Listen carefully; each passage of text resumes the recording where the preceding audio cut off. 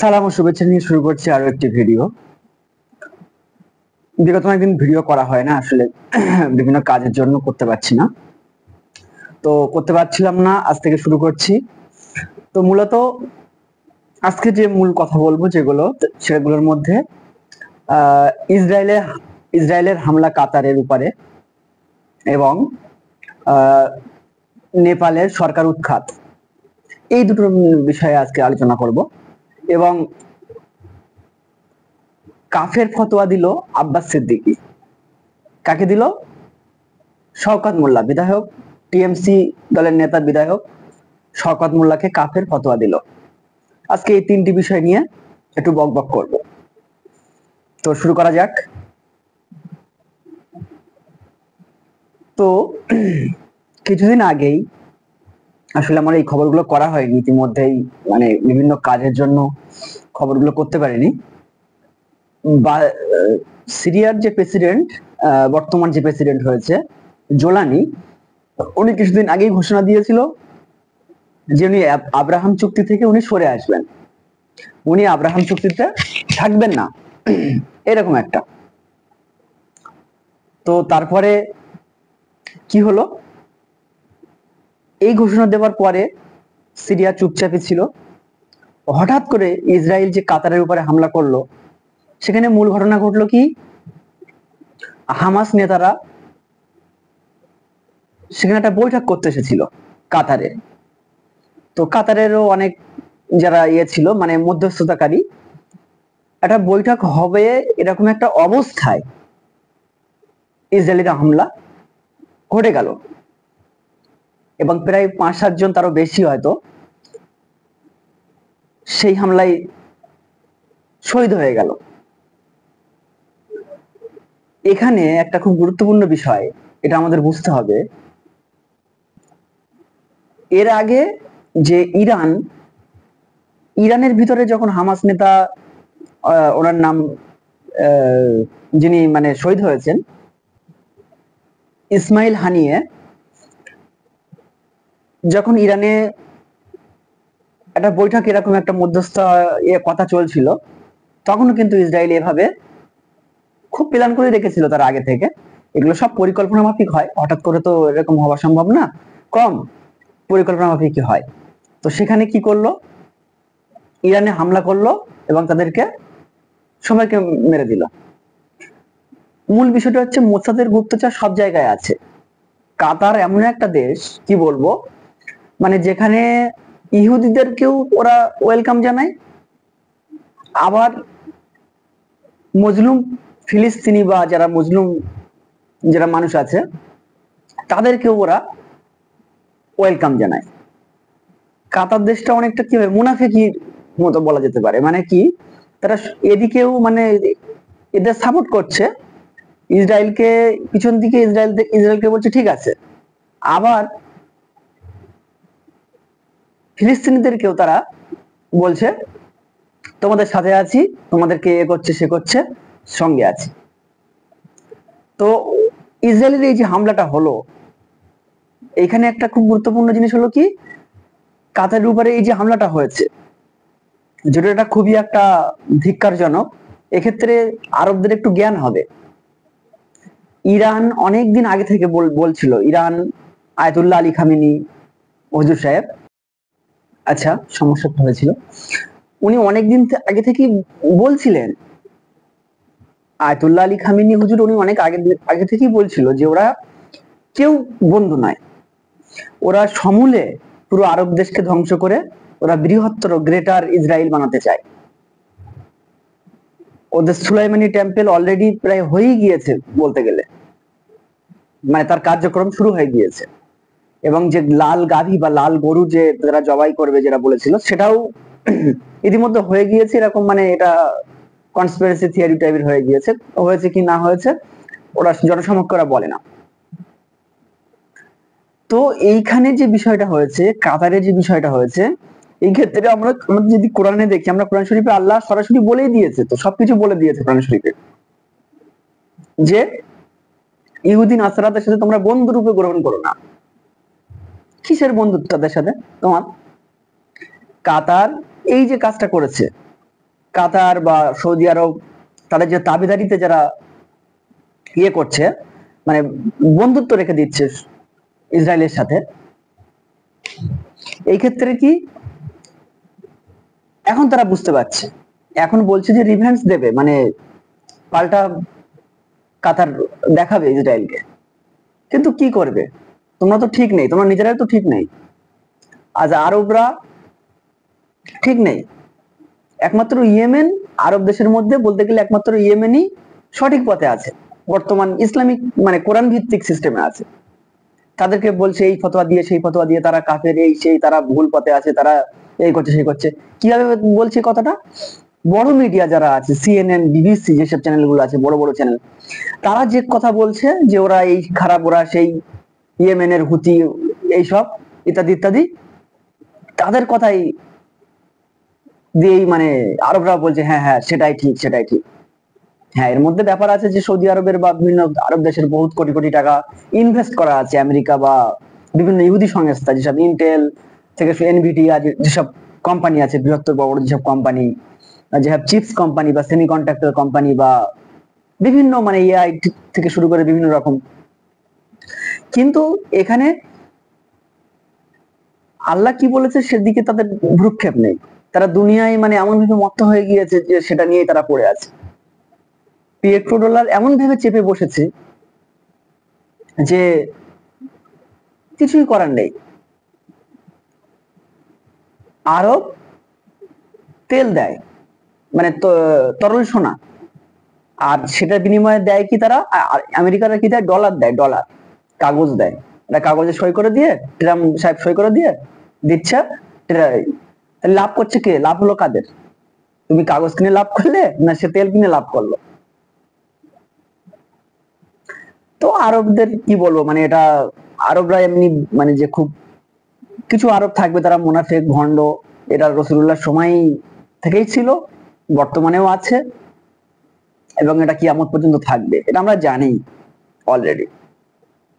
এবং কিন্তু তার মধ্যে কিছু আরব আছে আবার তারা সঠিক মানে করে হিসাব কানুন, সঠিক ভেবে তার যে দান করা থেকে শুরু করে জাকাত দেওয়া, তারা আল্লাহকে ভালোবাসে, যেভাবে আল্লাহ যেগুলো বলেছে সব সব তারা মানে। এই কিছু আরব গুলো কারা এটা আমাদের জানতে হবে। এই কিছু আরব গুলোই হচ্ছে গিয়ে ইয়েমেনের এইসব জনসাধারণ। আবার এর মধ্যে অবশ্য আরবের মধ্যেও কিছু আছে, কিন্তু তারা তারা অনেক সময় কি মানে কিছু ভালো মানুষ আছে আরবের মধ্যে যারা ইসলামিক নিয়মে এবং সঠিক কোরআন ভিত্তিক চলার পরে চলে, হয়তো আমরা কিন্তু তার জানি না। তারপরেও কিভাবে জানি না? না সেখানকার সরকার এমন ভাবে তাদের পানিশ, মানে কিছু একটা করলেই পানিশ দেবে, কারণ সরকারই তো মানে ইসলামের খেলাফ, ইহুদিদের করছে। তো কাতারের যে বিষয়টা বলছিলাম, কাতার ঠিক এমন একটা পজিশনে আছে বর্তমানে, এই যে ঘটনাটা ঘটেছে, এতে করে কাতারের শিক্ষা নেওয়া দরকার। কাতারের সব থেকে কিন্তু বড় যেসব প্রেস টিভি নয়, আল জাজিরা যে খবরটা, প্রেস মানে মিডিয়া, মানে খুব বড় মাপের মিডিয়া আর কি, সিএনএন, বিবিসির মতো একটা মিডিয়া, ওটা কিন্তু কাতারের মধ্যেই আছে। কাতারের মধ্যে এত কিছু থাকার পরেও, তারা এত ভালোর দিকে থাকার পরেও সেখানে কিভাবে এত বড় একটা ঘটনা ঘটে গেল, এটা নিয়ে তারা বিশ্লেষণ করছে। কিন্তু কিন্তু তারা কেন মূল নেতৃত্বকে মানছে না আমি এটা বুঝছি না। মূল নেতৃত্ব বলতে কি? খলিফার নেতৃত্ব। আয়াতুল্লাহ আলী খামেনি বর্তমান বিশ্বের খলিফা, আর খলিফা কোনো মানুষ করতে পারে না, মানে মানুষ নির্বাচিত করতে পারে না। খলিফা আল্লাহ থেকে দেয়, আল্লাহ খলিফার যোগ্য হলেই খলিফা দেবে। খলিফা কখন দেবে এটা আমাদের বুঝতে হবে। তিনি যোগ্য, তিনি পেয়েছেন। এই যে আইএসআইএস থেকে শুরু করে যেসব দায়ের, যেসব জঙ্গি গোষ্ঠীগুলো আছে, এরাও অনেক দিন ধরে চেষ্টা করছিল, করতে পারিনি। তো কাতারের এখন যে অবস্থা বর্তমানে, হ্যাঁ তারা যুদ্ধ করবে বলছে, রিভান্স করবে। কিভাবে না, তাদের মানে তারা তাদের কাছ থেকে যে গোলা বারুদ গুলো কিনেছে, অর্থাৎ মিসাইল থেকে শুরু করে ক্ষেপণাস্ত্র বা যেগুলো আর কি ইকুইপমেন্ট বিভিন্ন রকম লাগে যেসব গুলো যুদ্ধ করার জন্য, কাদের কাছ থেকে কিনেছে? কাতারের নিজস্ব কোনো প্রোডাকশন নেই, সে নিজে কিছুই বানায় না, তার কাছে যে টাকা, কোটি কোটি টাকা আছে, সে ওই টাকাগুলো নিয়ে আমেরিকার কাছ থেকে কেনে, বিভিন্ন যন্ত্রপাতি, বিভিন্ন ইত্যাদি ইত্যাদি কিনে সে বলছে ইসরায়েলের সাথে করবে, রিভাঞ্জ করবে, মানে প্রতিশোধ নেবে। যে আচমকা এইভাবে কাতারের উপরে কোনো কিছু না জানিয়ে শুনে হঠাৎ করে ইসরায়েল যেটা করলো, কিন্তু কথা হলো সেটা তৈরি করেই তো তারা, আমেরিকার যেসব গোলা বারুদ, বোম বা যত সব মাল মশলা, সরি, এগুলো কারা করে এটা আমাদের দেখতে হবে। এগুলো তো তারাই করে, ওখানে ইহুদি যেসব লবি আছে বা তারা মানে প্ল্যান যেসবগুলো দেয়, ইঞ্জিনিয়ারিং, তারাই তো দেয়। তুমি কোন বোম দিয়ে মারবে তাদেরকে? একমাত্র ইরান নিজস্ব প্রোডাকশন, নিজস্ব যা যেখানে আছে যতটা মানে করতে পারে সে সবটা নিজস্বই। ইরান একটা সালফার বোমা নাকি একটা কদিন আগে, যেটা ট্রু প্রমিস 3 না 4 ইউজ করেছিল, খুব ভালো মানে কাজ করেছে কিন্তু ওটা, মানে ক্ষেপণাস্ত্র টাইপের একটা, কিন্তু ওই বোমটার মধ্যে কি মানে বিভিন্ন মানে ছোট ছোট যেসবগুলো মানে আরো মধ্যে ভিতরে ভিতরে ছোট ছোট বোমা দিয়ে একটা বড় আর কি তৈরি করে, মিসাইল টাইপের ডিজাইন করা। তো এটা দিয়ে কিন্তু যখন ইসরায়েলের অ্যাটাক করা হয় এর আগে, তখন ইসরায়েল খুব মানে কেন এইভাবে মানে করা হয়েছিল, ওইটা দিয়ে মারলো আমাদের, এই সেই হলো সেইগুলো, খুব কান্নাকাটি শুরু করেছিল ইসরায়েল। তো তারা নিজেরা বানাচ্ছে, এরা বুঝতে হবে, ইরান নিজে থেকে প্রোডাকশন করছে, তারা বানাচ্ছে, আর তুমি গিয়ে কিনছো তাদের কাছ থেকে। এখনো পর্যন্ত যদি এভাবেই চলতে থাকে, এমনি আরব দেশগুলোকে তারা ঘিরে ফেলেছে না, অলরেডি ফেলা হয়ে গেছে ঘিরে। সিরিয়া কতদিন এইভাবে টিকে থাকবে? ওই তুরস্ক মানে ছোট ছোট সব ক্যাম্প করে করে করে সিরিয়ার মধ্যে কতদিন এইভাবে টিকে থাকবে? সিরিয়াকে প্রোটেকশন দিচ্ছে এখন তুরস্কের এরদোয়ান,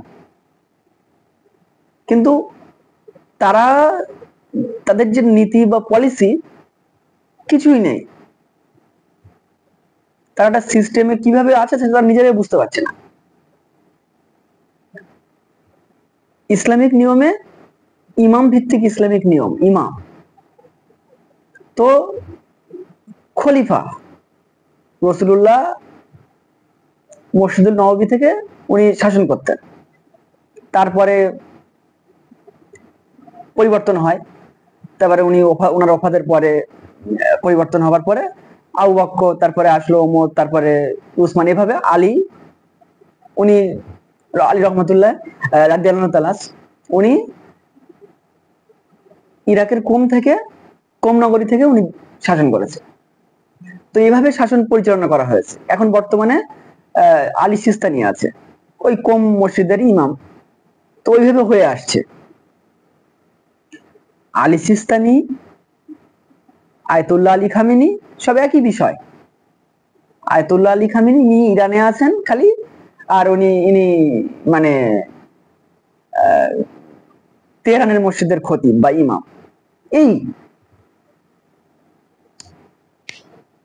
তো বিষয়টা হলো ইসলামিক নিয়ম এইভাবে আসবে, ধারাবাহিকতা রাসূলুল্লাহ সিস্টেমে আসবে। আর এর দোকান থেকে শুরু করে যেসবগুলো এরা যা করছে, এগুলো কি সিস্টেম করছে না, এরা বলছে এরাই সঠিক আছে, এই সেই হাবিজাবি, কিভাবে আছে? সিস্টেমই তো মানছে না। আর তারপরেও কি করছে, মানে তুরস্কের কোনো নেই, মানে কখন কি করে ঠিক নেই। আর তুরস্কর আসলে দোষ দেওয়া যাবে না, তুরস্কের যে অনেকে বলে তুরস্ক মোনাফেক, অনেকে এই সেই বলে, কিন্তু তুরস্কের বলাও যাবে না। কেন বলা যাবে না? কারণ তুরস্ক দেশটা এমন একটা জায়গার মধ্যে তারা মানে বিলং করে, তারা ইউরোপের মধ্যে একটা দেশ, তুর্কিটা সম্পূর্ণ ইউরোপের মধ্যে দেশ, এদিকে ইরান, ওদিকে মানে এশিয়া শেষ, ওদিকে ইউরোপ শুরু, তুর্কির পরে গ্রিস বা গ্রিক। তো তাদের মানে জনসংখ্যার মধ্যে প্রায় 30-40% খ্রিস্টান রয়েছে, আরো সেখানে অনেক জাতি আছে, দুরুস ফুরুস চিপোতে আরো হাবিজাবি গোষ্ঠী আছে। তো তাদের সেখানে সরকার, সেখানে তো মানে অনেকটা ভারতের মতো সরকার চলে।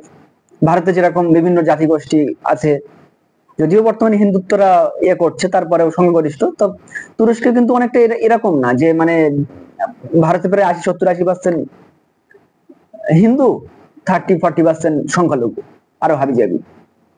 কিন্তু তুরস্কের বিষয়টা তো এরকম নয়। তুরস্ককে যে সরাসরি অনেকে বলে যে তুরস্ককে সরাসরি খারাপ বলে, এর দোকানে এটা ভুল করেছে, এটা তার কিছু করার নেই, সে কি করবে? হ্যাঁ, কিছু করার নেই না, আছে, ইরানের সিস্টেমে চললেই হয়ে গেল, আয়াতুল্লাহ আলী খামিনিকে সিস্টেমে মানলেই হয়ে গেল। কিন্তু না, সেই আকিদা কুকিদা হুকিতা,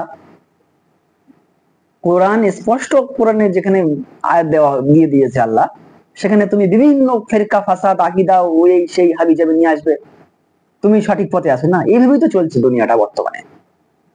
আজকে যে মুসলমানদের মারছে, কেন মারছে? এর আকিদা একটা আর ওর আকিদা আর একটা। অথচ দুজনেই কোরআন মানে, সবই করে, কিন্তু কোরআন পড়ে না। এরা যদি দুজনে কোরআন শরীফ পড়তো, এরা দুজনায় যদি কোরআন শরীফের থেকে নিত, তরজামা থেকে তারা যদি জ্ঞান নিত, এই যে ফ্যাসাদটা ঝামেলাটা কিন্তু হতো না। কিন্তু সেখান থেকে নেবে না। ওনার হুজুর বলেছে, ওনার পীর বলেছে, ওনার ওই হাদিস থেকে দেখেছিল, ওনার ওই থেকে করেছিল। হাদিস অবশ্যই হাদিস মানতে হবে, কিন্তু অনেক ভুয়া হাদিস তৈরি করে দিয়েছে ইহুদিরা মুসলমানদের মধ্যে এরকম ঝামেলা বাঁধিয়ে রাখার জন্য। এখন যদি আমরা না বুঝতে পারি, কবে বুঝবো? আচ্ছা, কাতারের বিষয়টা এমন একটা পজিশনে এখন চলে এসছে, এখন দেখা যাক কাতারের কি হয়। তারা রিভান্স নেবে বলছে। এখন কিভাবে তারা অবশ্য ওয়াইসি কে জানিয়েছে, মানে আরব লীগের সব মানে চেষ্টা করছে তারা কিভাবে কি করা যায়। তবে আমার মনে হয় কাতার শেষ পর্যন্ত এরকমও করতে পারে, হয়তোবা তারা আলোচনার মাধ্যমে কিছু করতে পারে, কারণ সেই ক্ষমতা, তাদের সক্ষমতা, মানে তাদের নিজস্ব প্রোডাকশন নেই, কি করে যুদ্ধ করবে? ইরানের নিজস্ব প্রোডাকশন আছে, ইরানের তারা নিজস্ব বানায়, অস্ত্র বানায়।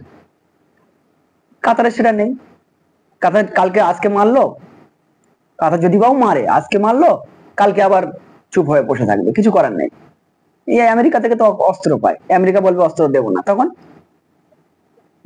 তো এরকম একটা পজিশন বর্তমানে।